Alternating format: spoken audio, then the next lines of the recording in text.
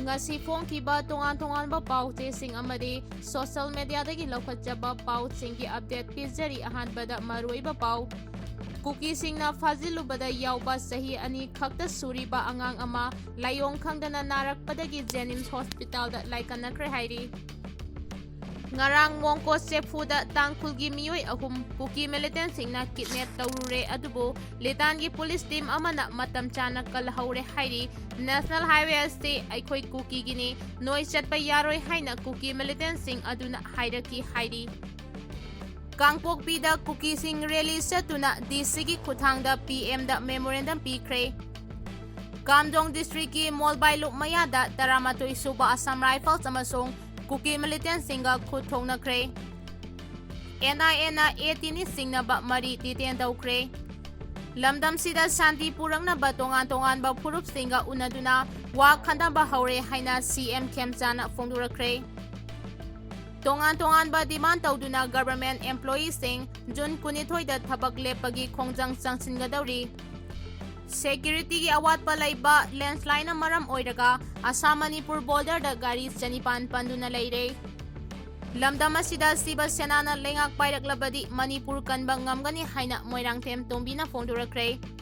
KCP MFL gi active cadre mari fare Hauzik pau sandongna pizari Kangpokpida Kuki sing rally satuna Ngasigi khuthangda PM da memorandum pisinkhre Kuki NP Manipur Kim gi thorang makhada ngarang Kuki taba mafam singda khongjang changsin khibaga loinana mapung oina Kangpokpi district ki headquarter da Kuki singna ngarang rally ama chatpaga loinana Kangpokpi Ngasigi khuthangda Prime Minister Narendra Modi da memorandum ama pisinkhre miyam gi khongchat adu Nute Kailangdagi hauraga National Highway 2 gi paringda laklaga Kangpokpi DC office fawa lakhe Rally for Justice haina mingthonba miyamgi khongchat ado Kuki NP Manipur gi matenga loinana Committee on Tribal Unity kotuna sinduna pangthokhibani Kimgi maikeidagi Prime Minister da pisinkiba memorandum aduda Manipur gi mafam kharada hauji oiriba security phibam amadi Kukizo community gi mathakta chatharakba hingsa gi thaudok kaya asida central government na akanma mireng changbiyo hairi memorandum aduda haukhiba tha khara asida Kukizo community gi miyoi kaya hatkre Kukizo gi khul kaya amangata thokhankhre haina supalli loinana Kukizo amasung Naga community anigi marakta hauji oiragliba phibam amadi community anigi marakta amu hana thajaba purangnaba akanba thabak laukhatpinaba su taksilagli point tariat yawba memorandum aduda Churchandpur district ki Henglep subdivision gi manungchanba security force na June 13 ta operation chathaduna Kuki misam ama hatkhiba thaudoke judicial inquiry tawbiyu Kuki misam kaya asopan nanghankhiba amade khul kaya amangata thohankhibagi matangda thigatpiyu vulnerable areas singda Central Security Force matik chana thambiyu haiba demand sing yauri armed group singa haudik ceasefire arrangement taunariba ase review tawbiduna soglaba imung singda matik saba compensation amade rehabilitation gi thorang laukhatpiyu haina su taksilagli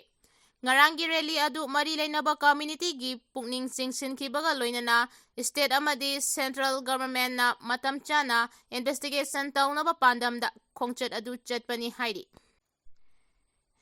NIA na 18 singnaba mari detain tawkre NIA na ngarang Arambay Tengkol gi volunteer ni singnaba miyoi mari detain tawkre haina press na phangba pau gi source amana hairi pau asina makhata na hairibana NIA na detain tawkhiba sing adude Imphal West district ki Sanjenbam mayai lekaidagi Haurakcham Manaucha Bisnupur district ki Nambol oinam mamang lekaidagi Mutum Nauba Imphal East ki Tangkham awang lekaidagi Kangbam Samananda amasong Laimakhong Premnagar dagi Ningthaudam Boboi Singha Allies Khongnang Thaba kawi NIA na makhoi mari kari marangidamak detain tawkhibano haibagi matangda haudik phawbugi chap chana khangba ngamdre loinana mari lainaba authorities singi maikeidagi so haudik phawbugi oina official statement amata thokpa leitri hairi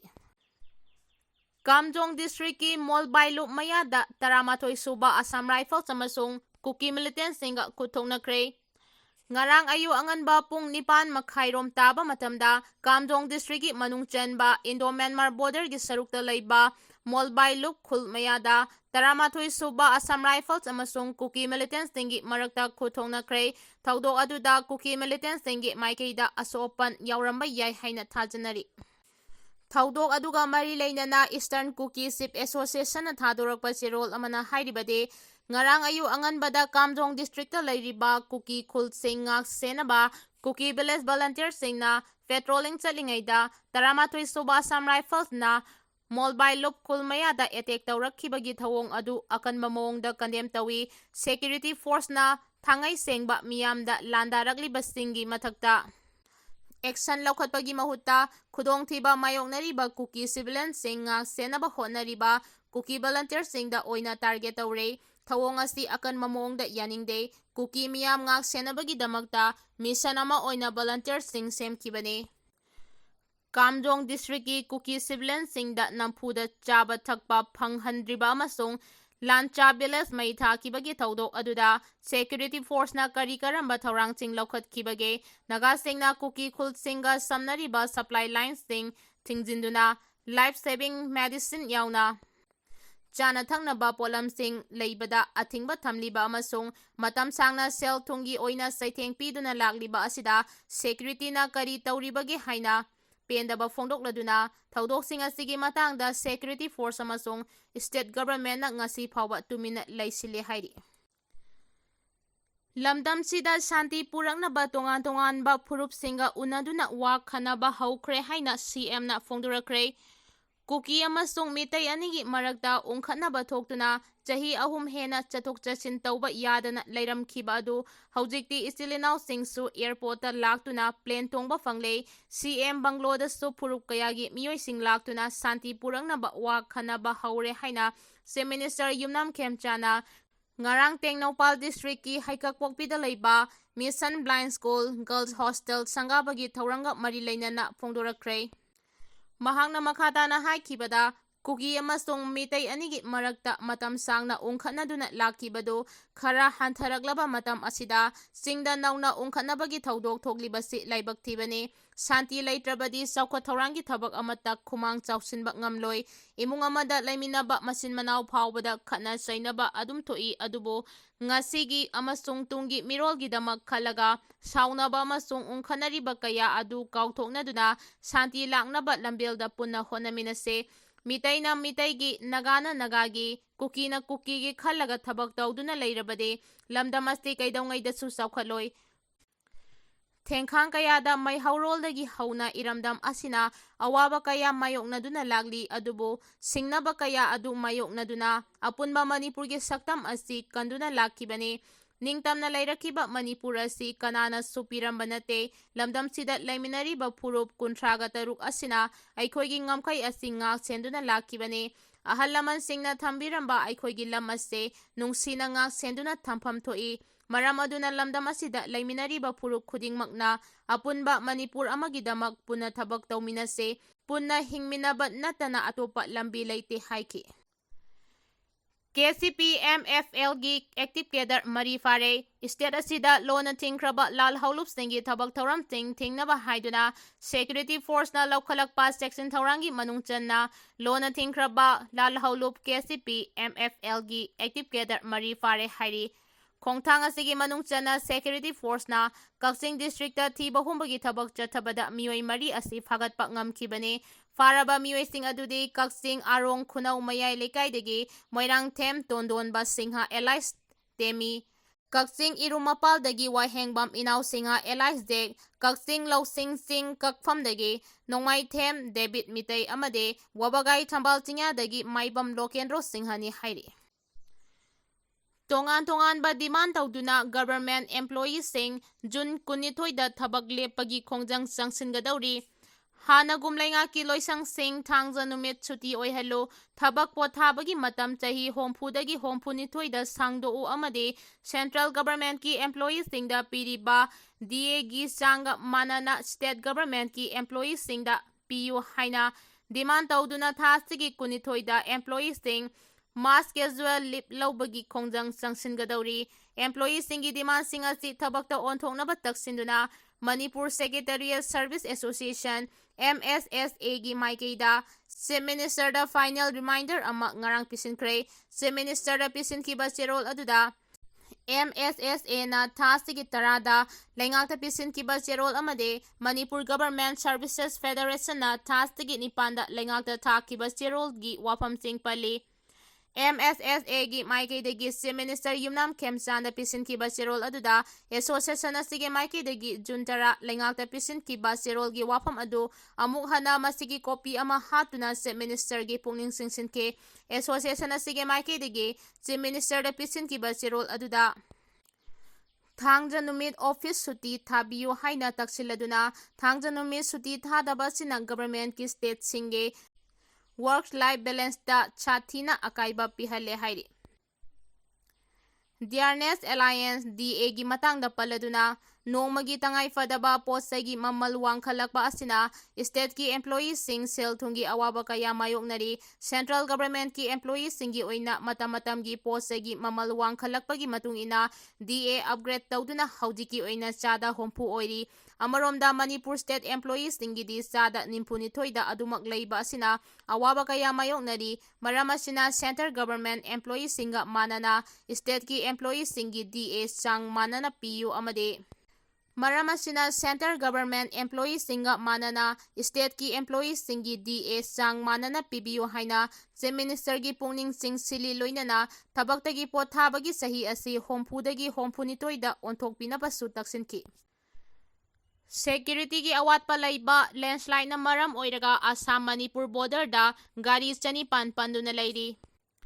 National Highway 37 da gari singa sengadaba security gi awatpa laiba amasung mafam kayada landslide thokpana maram oiraga pot puba truck oil tanker yauna gari chanipan hena Assam amasung Manipur gi ngamkhai lambi singda panduna laire. Paugi likhona sigi matungina truck amasung tanker chanipan ga kunna hauzik jiribam da panduna leibaga loinana security escort ngaiduna lairi aduga gari sahunga yankhai romna Assam gi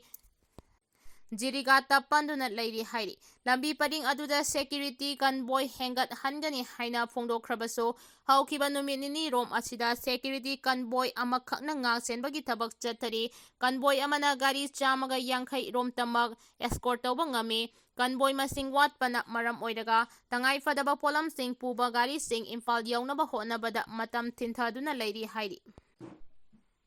Driver singi matung ina security personnel masing hanthabana pot puthok pusin tawbada panthabagi maram oiri. CRPF ki company mapan escort oina leiragani mari lainaba authorities singna nongmada convoy ani natraga ahum chathanba yananaba honabiyu hainasu appeal tawragli. Lamdam asida Siba Senana laingak pairak Manipur kanba ngamgani haina Moirangthem Tombina phongdorakre. Lamdam asida thokliba thaudo wathok sing loisindana leiba amadi miyamgi lanthum laingak asina ngak senba ngamdraba laingak asi leitabaga chap manare karigumba lakadawriba general election asida Siba Senagi candidate kuntra henna thadokane masida miyamna vote piduna laingak paihallabadi party asina Manipur soidana kanba ngamgani haina Siba Senagi president Moirangthem Tombina phongdorakre. Wafam asi ngarang Siba Senagi ambulance ani miyangi damak awa ana taraba matamda mateng pangnabagi damak launch tawbagi thauranga mari lainana pangthokiba paugi mifam amada mahangna phongdokibani. Mahangna makadana phongdokibada handak Union Home Minister Amit Shahna leibak asida demography da ahongba lagliba mayam ase yengsinabagi damak High Power Committee ama semkiba ase Siba Senana taramna oi adubu hairiba committee asina demographic ta kwaidagi hena khudong chadaba mayoknariba Manipurda hana thabak paikhatpa haubiyu haiki.